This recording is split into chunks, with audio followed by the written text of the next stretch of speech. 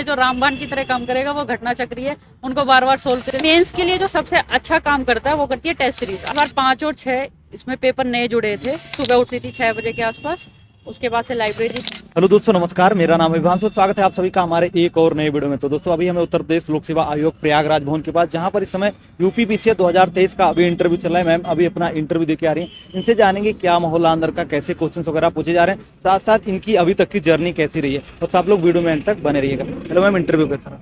Sir अच्छा रहा interview, अच्छा रहा। आपका नाम और थोड़ा अपने एजुकेशनल बैकग्राउंड। मेरा नाम प्रियंका है और मैंने एमए हिस्ट्री और एलएलबी किया हुआ है।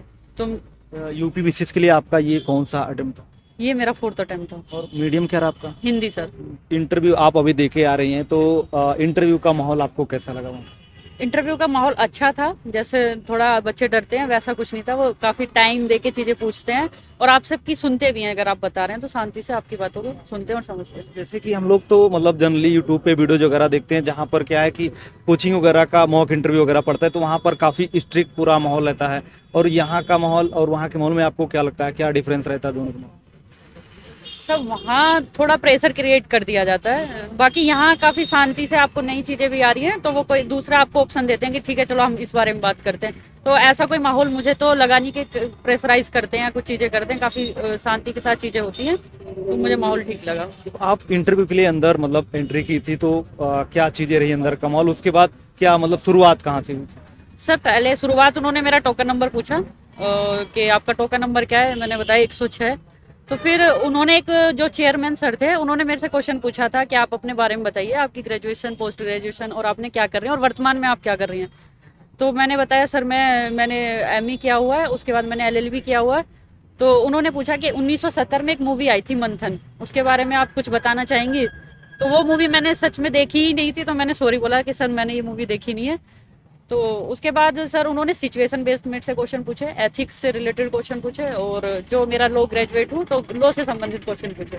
मान लीजिए वहाँ पर इंटरव्यू के टाइम पर मान लीजिए उन्होंने कुछ पूछा, अगर ना आ रहा उसका उत्तर हमने सॉरी बोल दिया, तो उन लोग का उस पर क्या रिएक्शन है? दोस्तों, यदि आप लोग यूपीएससी एंड यूपीपीएससी प्रीलिम्स 2024 की तैयारी कर रहे हैं और आप इस बदलते पैटर्न के अनुसार अपनी तैयारी को और मजबूत करना चाहते हैं, तो हम आपको सजेस्ट करेंगे यूपीएससी हिंदी का प्री टाइम क्रैश, जो कि नए पैटर्न पर आधारित न्यू क्रैश कोर्स। इसमें आईएएस आईपीएस के द्वारा class and weekly free 1-to-1 doubt session भी लिया जा रहा है। 150 घंटे की क्लासेज होंगी, जिसमें आपका जीएस और सीसेट पूरा कंप्लीट हो जाएगा और ये बाइलिंगुअल हिंदी और इंग्लिश दोनों में मिलेगा। और दोस्तों, रिवीजन करने के लिए आपको सब्जेक्ट वाइज स्टडी मटेरियल भी दिए जाएंगे। इसमें यूपीएससी एंड यूपीपीसीएस के लिए करंट अफेयर की विशेष क्लास भी आप लोग को मिलने वाली है। और दोस्तों, डीपीपी यानी डेली प्रैक्टिस प्रोग्राम के माध्यम से आप लोग का डेली रिवीजन भी करवाया जाएगा। तो दोस्तों, अब इस क्रैश कोर्स पर 20% तक का डिस्काउंट चला है। यदि आप लोग इस क्रैश कोर्स के माध्यम से अपनी तैयारी को और मजबूत करना चाहते हैं तो आप यहां से जुड़ सकते हैं। अभी स्क्रीन पर आपको नंबर दिख रहा होगा, आप वहां पर कॉल और मैसेज करके अधिक जानकारी ले सकते हैं। कुछ रिएक्शन नहीं होता सर, वो आगे बढ़ जाते हैं। चीज़ें उनके पास और भी होती हैं पूछने के लिए, वो उनसे पूछना स्टार्ट कर देते हैं। और सर जो मैंने इस बार महसूस किया कि वो सिचुएशन बेस्ड क्वेश्चन पूछ रहे हैं या एथिक्स के क्वेश्चन पूछ रहे हैं, तो उसमें आपको सॉरी कहने का वो मौका ही नहीं देते हैं। तो उसमें तो आपको बताना ही पड़ेगा कि क्या सिचुएशन है, आप हो अगर इस पद पे तो आप इसमें क्या करेंगे। और बाकी यूपी पीसीएस की जर्नी की शुरुआत कैसे हुई, कब से आप तैयारी अपना करेंगे? मैं सर 2018 से तैयारी कर रही हूँ और ये मेरा पहला ही इंटरव्यू है। तो सर तैयारी में वही अप्स एंड डाउन चले आ रहे हैं, पर लगे हुए हैं, देखते हैं सर कब फाइनल होगा। तैयारी आपने स्टार्ट की थी तो कहीं मतलब कोचिंग वगैरह ली थी, गाइडेंस कहीं लिया था, कैसे थी? जी मैंने दृष्टि से क्लासेस की थी, जीएस की क्लासेस दृष्टि आईएएस से दिल्ली से मुखर्जी नगर से की थी। और बाकी जैसे जब शुरुआती जो इसका स्टेज होता है, पहला स्टेज वो प्री का होता है, तो प्री के लिए आपकी क्या रणनीति रही, क्या आपने रणनीति के लिए सर इसमें क्या है, जो घटना चक्र है आप उस पर ज़्यादा ध्यान दें। पीवाईक्यूज जो है वो घटना चक्र सारा कवर करता है, उन पर ध्यान दें। और सर इसके साथ करंट अफेयर्स का काफ़ी वेटेज होता है, यूपी स्पेशल का वेटेज होता है, तो उन पे फोकस करने की आवश्यकता होती है सर। चीज़ों के लिए जैसे यूपी स्पेशल की बात करें या करंट अफेयर की बात करें, तो इसके लिए आप मतलब क्या सोर्स पढ़ती थी, कौन सी बुक्स वगैरह पढ़ती? जो घटना सार आता है एक तो सर मैं उसको प्रेफर करती थी, और जो फाइनल में एक घटना चक्र का ही दृष्टि करके बुक आती है उसको पढ़ती थी। साथ ही उसके साथ जो ये स्टडी फॉर सिविल सर्विसेज की पीडीएफ आती हैं मंथली, उनको मैंने फॉलो किया था सर। यूपी स्पेशल के लिए क्या चीज़ें पढ़ी थी आपने? यूपी स्पेशल के लिए सर ये परीक्षा वाणी की बुक है उत्तर प्रदेश की, उसी से सारी चीज़ें कवर हो जाती हैं सर, उसी को करा जाता है। आपको क्या लगता है मतलब पूरा अगर करंट की बात करें या फिर हम यूपी स्पेशल की बात करें तो मतलब किन टॉपिक्स पर ज़्यादा ध्यान देना चाहिए, या फिर और भी जितने सब्जेक्ट हैं उनमें कौन कौन से इंपॉर्टेंट है, किस पे ज़्यादा ध्यान देना चाहिए? जैसे सर पॉलिटी हुआ, हिस्ट्री, हिस्ट्री को तो सर उनका कुछ भी मतलब पूछ सकते हैं, पर हिस्ट्री से ज़्यादा पॉलिटी पे, साइंस पे, इन्वायरमेंट और ज्योग्राफी पे मेरे हिसाब से ज़्यादा काम करने की आवश्यकता है। साथ ही यूपी और करंट अफेयर ओरिएंटेड पढ़ाई करने की। तो प्री सर इस बार कट ऑफ भी सर ज़्यादा जा रही है, तो आपको इन पे थोड़ा मेहनत करनी ही पड़ेगी। और जो सीसेट का पार्ट होता है उसके लिए मतलब क्या चीज़ें आपने पढ़ी थी? सी सेट के लिए सर मैंने जो PYQ थे ना उन्हीं को बार बार सोल्व किया था, उससे हिंदी के लिए मुझे थोड़ा सही लगा। और साथ ही जो वो कम्युनिकेशन स्किल्स वाले क्वेश्चन आते हैं वो सर वो रिपीट होते हैं वहाँ से, अगर आप उन्हें सोल्व कर लेंगे तो ये होता है कि आप उसका माइंडसेट सेट हो जाता है कि आप इन्हें कैसे एलिमिनेट करके क्वेश्चन को ठीक कर सकते हैं सी सेट में। इसके अलावा मैथ के क्वेश्चन आते हैं, हिंदी के क्वेश्चन आते हैं, कोई स्पेसिफिक मतलब बुक वगैरह अलग से कोई नहीं पढ़ी थी आप? नहीं नहीं सर, मैंने जो शिल्पी प्रकाशन का एक PYQ है इनको जो है उन्हीं को सोल्व किया था। और मैथ के जगह मैंने सर हिंदी पे ज़्यादा ध्यान दिया था। और साथ ही साथ जो ये कम्युनिकेशन स्किल्स वाले क्वेश्चन है उनको मैंने सोल्व किया था। और इसके बाद जो दूसरा स्टेज होता है वो होता है मेंस का। तो मेंस के लिए पेपर वाइज क्या आपकी रणनीति रही थी? जैसे इस बार 5 और 6 इसमें पेपर नए जुड़े थे, तो उन पे मैंने ज़्यादा काम किया था क्योंकि वो सभी के लिए नए थे। तो उनके लिए जैसे ओनली IAS के मटेरियल था, ध्येय IAS ने भी अपने मटेरियल निकाले थे, उनको मैंने फॉलो किया था। और उनसे सर मैंने अपने नोट्स बना लिए थे, पॉइंट्स वाइज जो भी उसका सिलेबस है उनके पॉइंट्स उठा के उनके फीचर्स के बारे में मैंने थोड़ा थोड़ा लिख लिया था। और सर इसके लिए मेंस के लिए जो सबसे अच्छा काम करता है वो करती है टेस्ट सीरीज। आप जितना हो सके टेस्ट सीरीज लगाइए, ताकि आप जो क्वेश्चन हॉल में जब आप एग्जाम हॉल में होते हैं तो आप पूरे क्वेश्चन करने की स्थिति में होते हैं।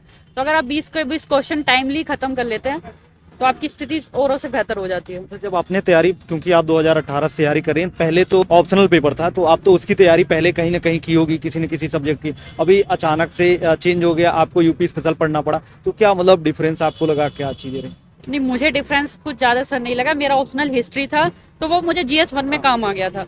दूसरा सर जो 5 और 6 पेपर इंट्रोड्यूस किए गए वो मुझे ज़्यादा सही लगे, क्योंकि उनसे क्या दायरा बढ़ा। और जो बाहर के स्टेट्स के या अदर स्टेट के जो बच्चे थे उनको थोड़ा सा, या UPSC के साथ साथ जो तैयारी कर रहे थे, तो थोड़ा उनके लिए ये चुनौती भरा था। और बाकी टेस्ट सीरीज की आपने बात की, तो टेस्ट सीरीज मतलब कहीं कोचिंग वगैरह में हमें ज्वाइन करना चाहिए या फिर घर पर मतलब सॉल्व करना चाहिए, या फिर ऑनलाइन भी बहुत सारे लोग टेस्ट सीरीज वगैरह करवाते रहे तो वो ज्वाइन? सर अपनी अपनी परिस्थितियों के अकॉर्डिंग है। वैसे मेरे हिसाब से तो क्लास में जाके आप लिखें टाइम से, क्योंकि वहाँ पूरा एक माहौल मिलता है और आपको पूरा 3 घंटे का जो टाइम है वो यूटिलाइज करने का मौका मिलता है। बाकी अगर आप अपने आप में स्ट्रिक्ट हैं, आप घर से भी लिख सकते हैं, तो आप घर से भी लिखें और 3 घंटे में से पूरा करके सबमिट करने का प्रयास करें। पेपर 1 से 4 तक की कुछ स्ट्रेटजी आप बताना चाहें?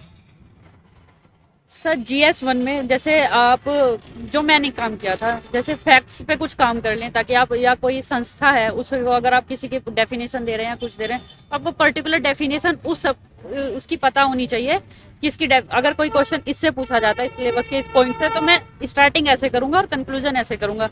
तो मैंने सर GS1 से लेकर 4 तक सबके परिभाषाएं जो डेफिनेशन होती हैं वो लिख लिए थे, उनके 2-2 3-3 फैक्ट्स उसके साथ लिख लिए थे सर। इसके मतलब यही 1 से लेकर 4 तक। बाकी एथिक्स का जो होता है उसके लिए मतलब क्या चीज़ें आपने पढ़ी थी, बुक्स वगैरह कोई पढ़ी थी आप?